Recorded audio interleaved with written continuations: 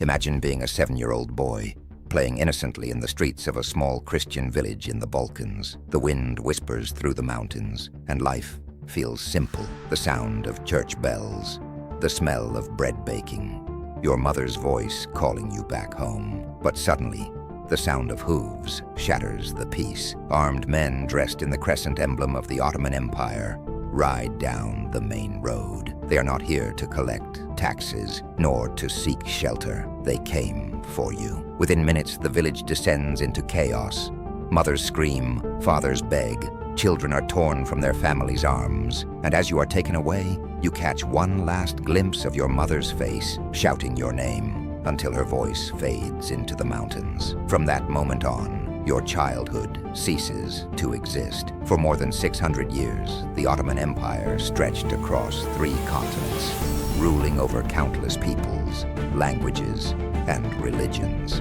It is remembered for its colossal mosques, powerful sultans, and efficient administration. But there's a side of the empire rarely told. A system that used the human body as a tool of power and sexuality as a weapon of domination.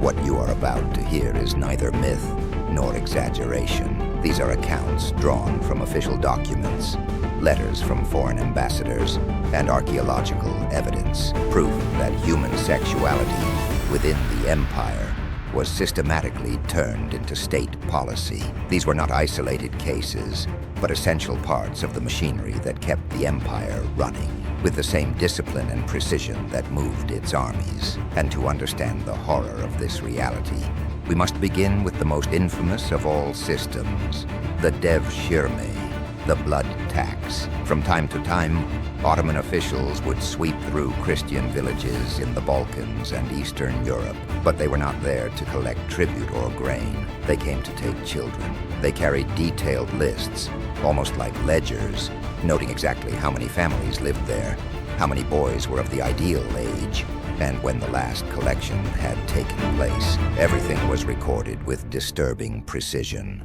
Boys between 7 and 20 years old were the main targets, though records mention children as young as 4 being taken. The scene repeated itself, village after village, screams, despair, and silence. Officials inspected each child as if purchasing livestock, judging their health, strength, and even beauty. Those deemed fit were marked and taken away, never to return. These children were not merely enslaved.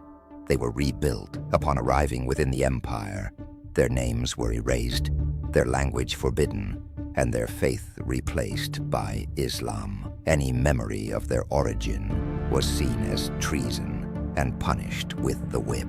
Within months, most no longer remembered their own names, and the empire had achieved exactly what it wanted: empty minds, ready to be molded to the will of the Sultan. Many of these boys were destined for the empire's elite military corps, the Janissaries, feared men, trained from childhood to fight, to obey, and to die without question.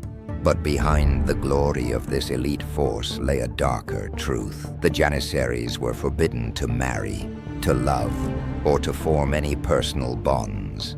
Their loyalty belonged solely to the Sultan, and to control even their most private desires, the empire turned intimacy into a tool of discipline. Relationships between the soldiers themselves were tolerated, even encouraged, as a way to channel desire and reinforce submission. Over time, the system went further, creating a special unit known as the Battalion of Companions, whose purpose was not combat, but the management of these relationships. An official division, complete with hierarchy, regulations, and defined duties, designed to maintain psychological control within the troops. Historical records describe a sexualized hierarchy. Soldiers who submitted to their officers gained privileges, better positions, higher pay, and political favor.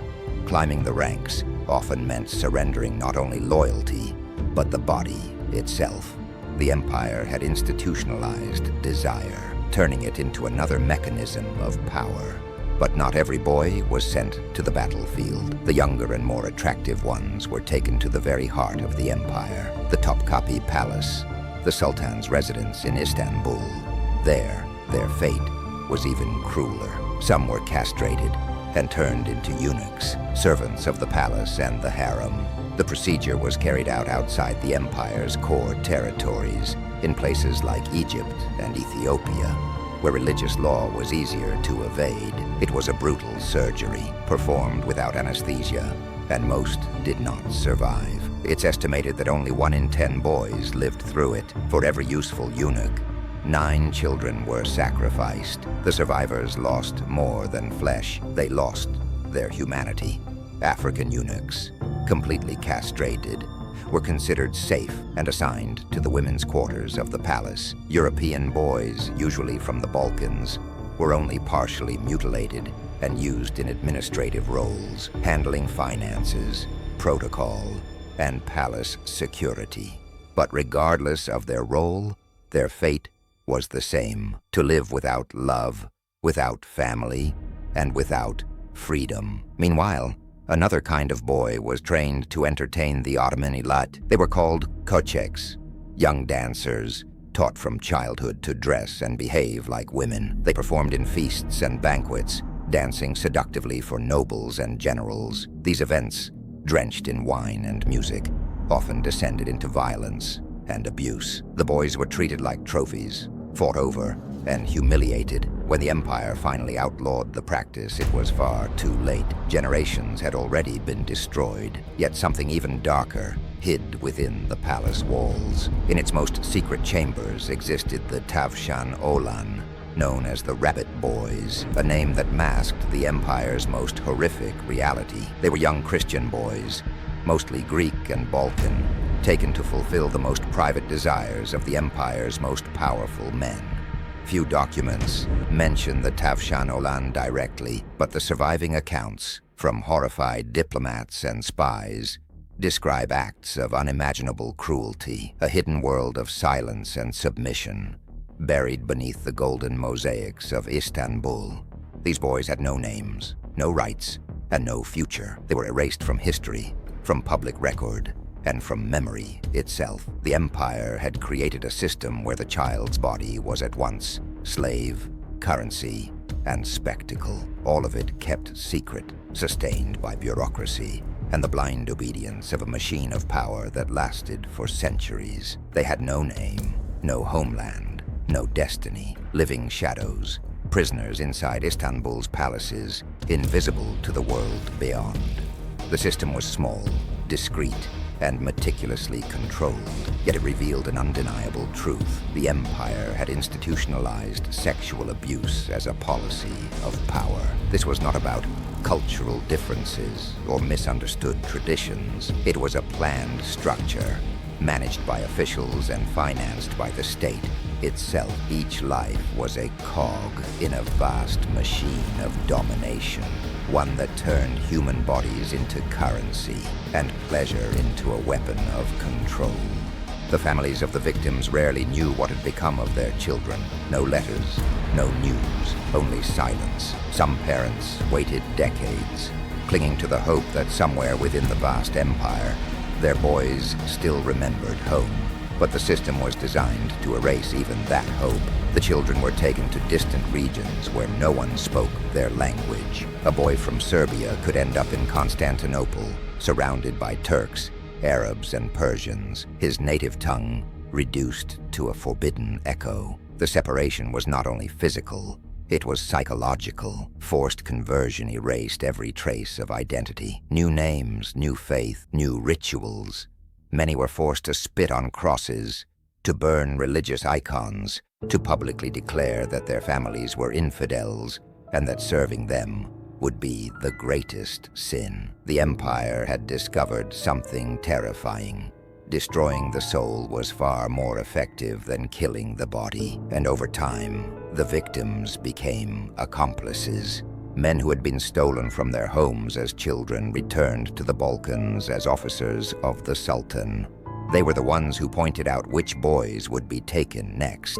a perfect cycle of trauma and obedience, a circle of pain renewing itself generation after generation. But the blood tax was only the surface. The horror reached an even greater scale when it fell upon the women. The Ottoman Empire turned female sexuality into a marketplace, a true industry of human flesh. The slave markets of Constantinople operated with the precision of modern corporations. Women were categorized by origin, age, and beauty. African, Caucasian, Greek, Circassian, each ethnicity had its price. Virgins were worth more, those destined for domestic work, less. But the youngest and most beautiful, reserved for the pleasure of the powerful, could be sold for sums equivalent to small fortunes. The surviving records are chillingly cold. Ledgers described people with the same detachment used for goods. Circassian girl, 16 years old, green eyes, excellent condition, no name, no story, only body and value. At the top of this system were the odalisques, women trained specifically for the Sultan's pleasure within the imperial harems. They were prepared like luxury products.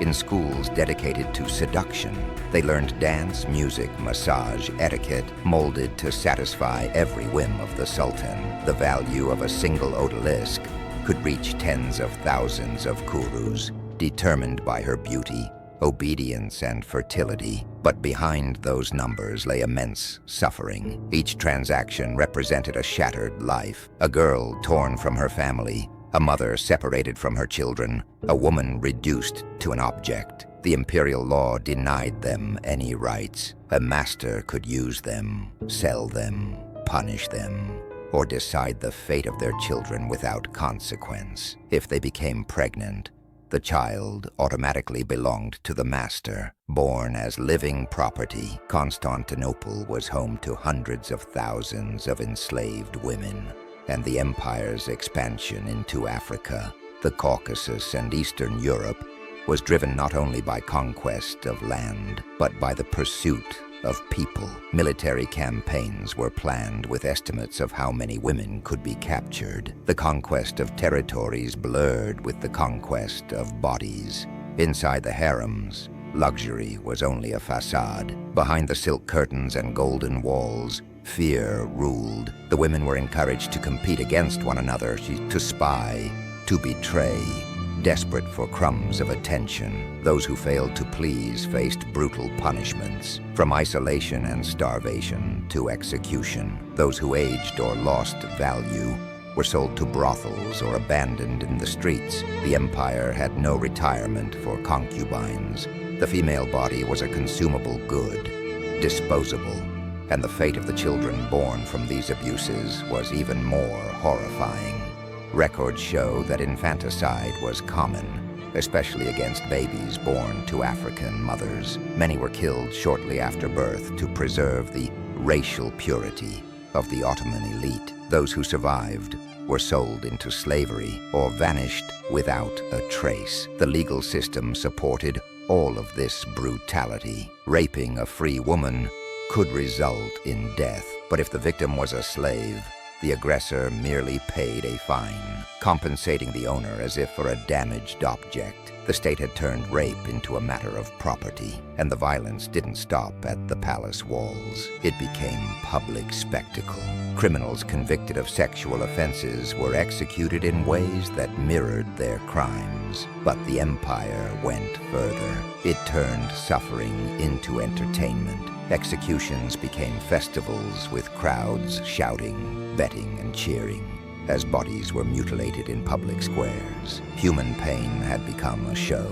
Archaeologists have found evidence of these executions, bodies dismembered in ritualistic ways, traces of prolonged torture. The punishments were designed to destroy the victim's sexual identity before death. Sexuality had been transformed into a weapon of annihilation. But the most terrifying part wasn't the brutality, it was the normalization. The empire had taught generations to see human trafficking and slavery as something natural.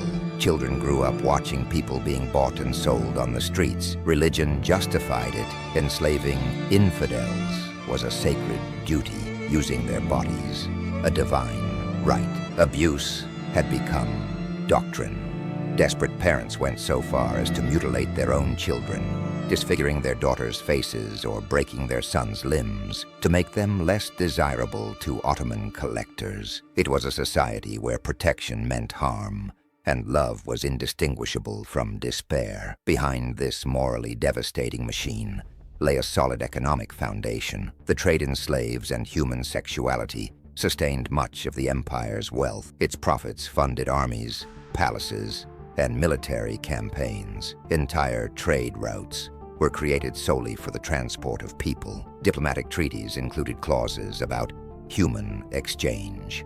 The empire had built a complete infrastructure dedicated to the commodification of flesh, and it documented everything with the same precision used for tax collection.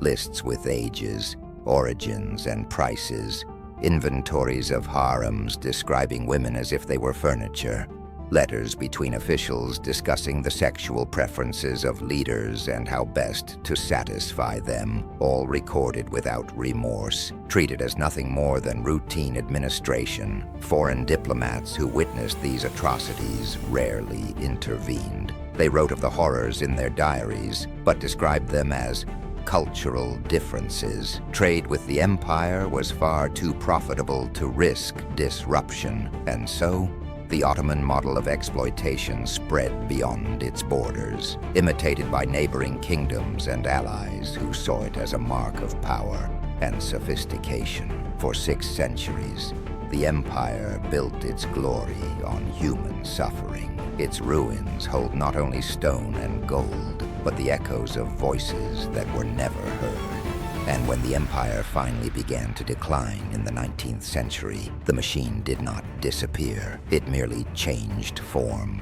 The structures and customs that had upheld centuries of abuse survived, disguised under new appearances. The most devastating damage was not physical, but psychological. Millions lost the ability to form healthy human bonds. Freed women carried traumas that never healed. Men shaped by this culture lost empathy and tenderness. The corruption of power had reached the deepest core of the human soul, the capacity to love. These practices were not deviations.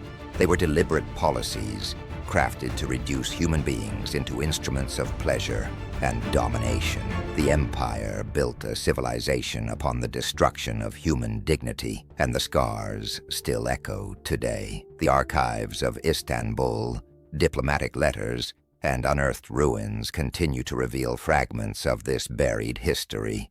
Even modern genetic studies show traces of this violence across 3 continents. Understanding this past is not about blaming a nation or a faith. It is about recognizing what power becomes when left without limits. It is about understanding how sexuality, the most intimate part of human existence, can be twisted into a tool of control. And above all, it is a warning. The Ottoman Empire lasted for more than 600 years. The last sultan was deposed in 1922, within living memory of people still among us. The most terrifying thing about this chapter of history isn't only its brutality, but the order with which it was carried out. The empire turned abuse into institution, pain into routine, and the human body into politics. To understand how this happened is the first step to ensuring it never happens again. Because human dignity is not negotiable, and every time society begins to treat it as a price worth paying, history finds a way to return.